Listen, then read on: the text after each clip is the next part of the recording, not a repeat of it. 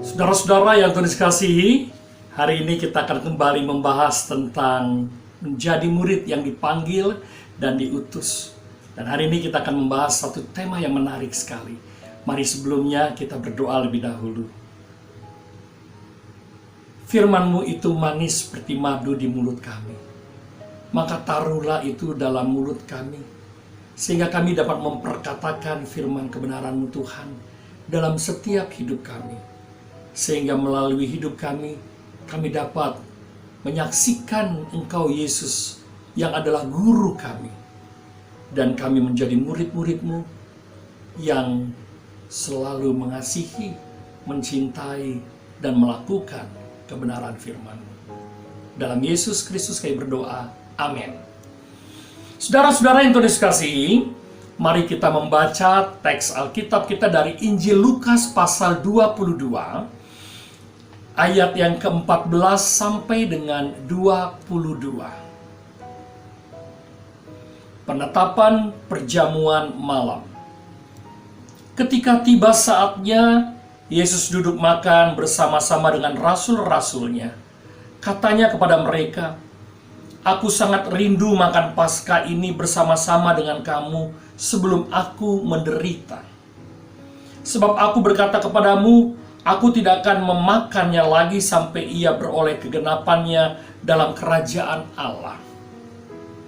Kemudian ia mengambil sebuah cawan, mengucap syukur lalu berkata, "Ambillah ini dan bagikanlah di antara kamu. Sebab aku berkata kepada kamu, mulai dari sekarang ini, aku tidak akan minum lagi hasil pokok anggur sampai kerajaan Allah telah datang." Lalu ia mengambil roti, mengucap syukur, memecah-mecahkannya, dan memberikannya kepada mereka, katanya, "Inilah tubuhku yang diserahkan bagi kamu. Perbuatlah ini menjadi peringatan akan aku." Demikian juga dibuatnya dengan cawan sudah makan. Ia berkata, "Cawan ini adalah perjanjian baru oleh darahku yang ditumpahkan bagi kamu. Tetapi lihat, tangan orang yang menyerahkan aku ada bersama dengan aku di meja ini. Sebab anak manusia memang akan pergi seperti yang telah ditetapkan, akan tetapi celakalah orang yang olehnya ia diserahkan." Lalu mulailah mereka mempersoalkan siapa di antara mereka yang akan berbuat demikian. Ibu dan bapak, saudara sekalian yang Tuhan Yesus kasihi, inilah detik-detik terakhir Yesus yang akan diserahkan, disiksa, dibunuh di atas kayu salib. 3,5 tahun dia bersama dengan murid-muridnya. Tapi apa yang terjadi? 2 orang dari 12 orang muridnya kemudian menjadi pengkhianat. Yang satu bernama Yudas Iskariot, yang satu lagi bernama Petrus. Bahkan saudaraku, di dalam penetapan perjamuan makan malam ini, Yesus mengingatkan terutama kepada Yudas.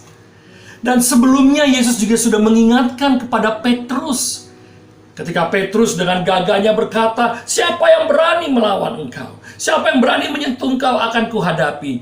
Yesus ngomong, "Petrus, Petrus, nanti ayam berkokok 3 kali kau sudah menyangkal aku." Saudara, saya ingin mengajak kita untuk masuk ke dalam teks ini. Dalam penetapan perjamuan malam, ketika ia memulainya dengan sebuah prosesi pembasuhan kaki para murid.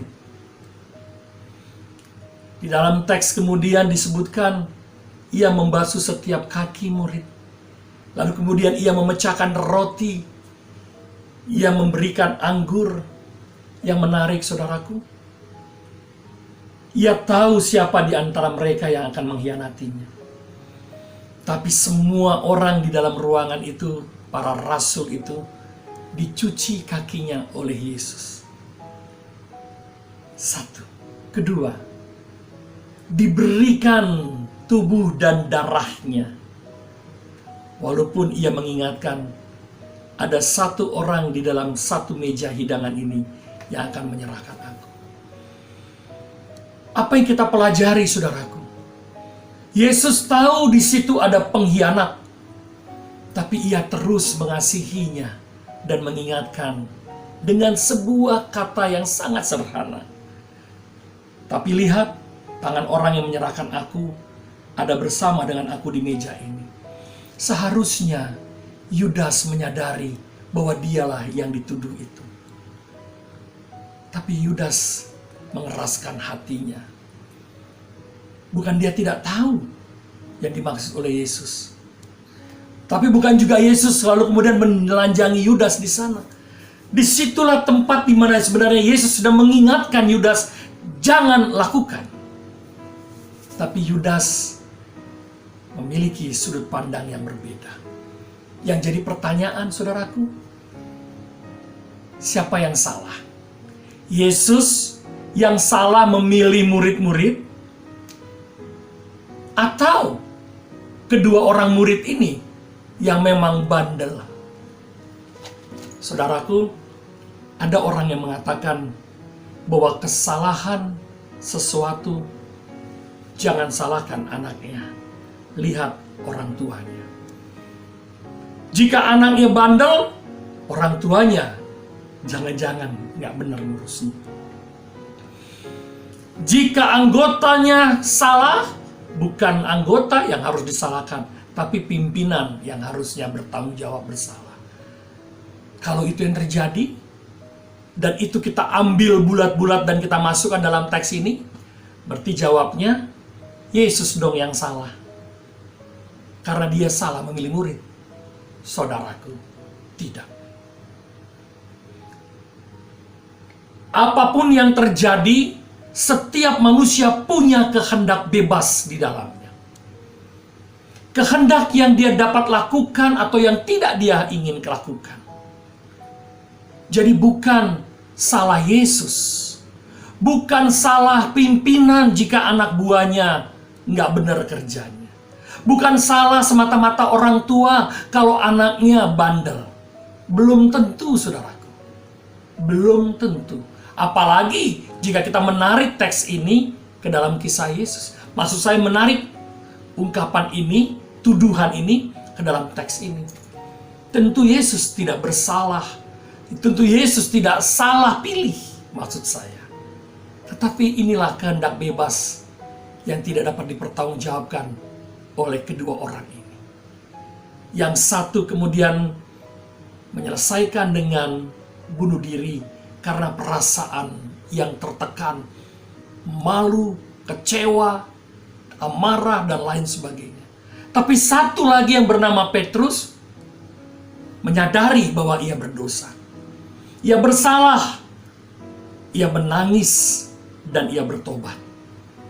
Dan menariknya, saudaraku, Yesus menerima Petrus. Bahkan Yesus mengatakan, Simon, apakah engkau mengasihi aku?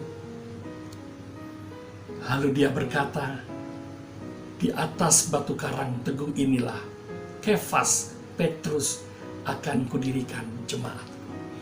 Yesus tahu setiap murid pasti punya gelombang yang bisa jatuh bangun. Tapi bukan berapa kali kita jatuh, tapi berapa kali kita mau bangun untuk menyadari kesalahan kita. Kita berdoa. Terima kasih Tuhan untuk firman-Mu mengingatkan pada kami. Menjadi murid itu tidak mudah. Banyak godaan, banyak tantangan, banyak masalah. Tetapi Yesus tetap mengasihi, tetap mencintai, tetap menerima kami yang berdosa. Seperti Petrus yang sudah begitu luar biasa mengkhianati-Mu, tapi tetap Engkau terima. Terima kasih Tuhan, terima kasih. Kami menyadari bahwa Engkau tidak memandang jelek setiap kami. Bahkan terhadap Yudas sekalipun, dalam firman ini kami belajar, Engkau mengingatkannya bahwa ada satu orang di antara murid-muridnya yang akan menyerahkan. Tapi Yudas mengeraskan hati. Oleh sebab itu jangan biarkan kami mengeraskan hati kami. Tapi justru sebaliknya, kami mau belajar menjadi murid yang sejati. Karena Yesus tidak pernah salah pilih. Hanya karena kami saja yang tidak bisa menghargai pilihan Tuhan atas hidup kami. Dalam nama Yesus, kuatkan dan mampukan kami berjalan dalam kebenaran firman-Mu. Amin. Saudaraku, tetap semangat untuk terus menjalani hidup sebagai murid Tuhan. Tuhan Yesus memberkati. Amin.